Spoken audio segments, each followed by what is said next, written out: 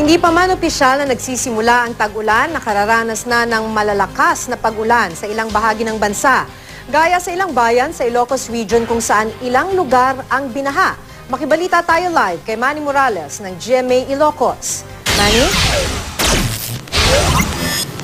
Makiinulan kaninang madaling araw ang probinsya ng Ilocos at dahil dyan, lalo pang tumaas ang level ng tubig sa isang ilog sa Dingras, Ilocos Norte.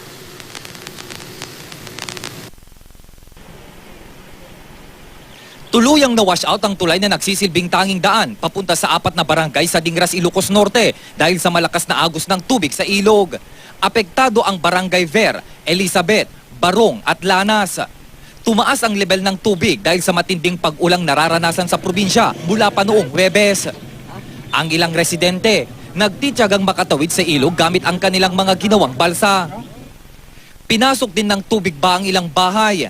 Hanggang ngayon, baha sa ilang lugar.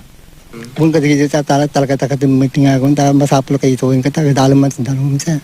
Ayon naman sa mga bangkero, hindi nila sasamantali ng sitwasyon para maningil ng mas mataas na pasahe sa mga sasakay ng balsa. Panggup ka ta plate sir. Awan ti makuna nga plate bulin tahari dalatan nga ito kakaasi dalatan ta siyempre ang muda mo tiriga mi nga agi balbalay. Ang lokal na pamahalaan gumagawa na raw ng paraan pero aminadong medyo matatagalan bago mayayos ang nasirang tulay. Kulang daw kasi sila sa budget. Inuulan din ang Narvacan, Ilocos Sur. Dahil dito, lumalambot ang lupa sa ilang bahagi ng mga bundok.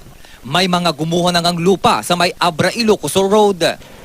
Halos mapuno na ng putik ang kalsada kaya nababahala ang mga motorista. Wala ma'am, da kami nga gumamotor ma'am, da kami maparikat ma'am, no siya maranami nga ag-slide. Ayon naman sa DPWH 2nd District Ilocos Sur, landslide prone daw talaga ang lugar pero gagawan na raw sila ng paraan para maiwasan ito. Persona, ito no mangrugi pa kaya kontraktor data, kita minto data tayo remang degeto trabaho de jay Ilocos activities na mang change order kanto para sa data integrity kay. Ta oreno santo timay sa nga i change order ni. Maki, dahil nga sa naranasang pag-ulan, may mga eskwelahan na hindi na ipinagpatuloy pa ang isinigawang brigada eskwela ngayong araw. Pero ang panahon ngayon ay makulimlim at nagbabadya ang pag-ulan. Adyan ang latest mula dito sa Ilocos Sur, Manny Morales, nagbabalita, Pilipinas.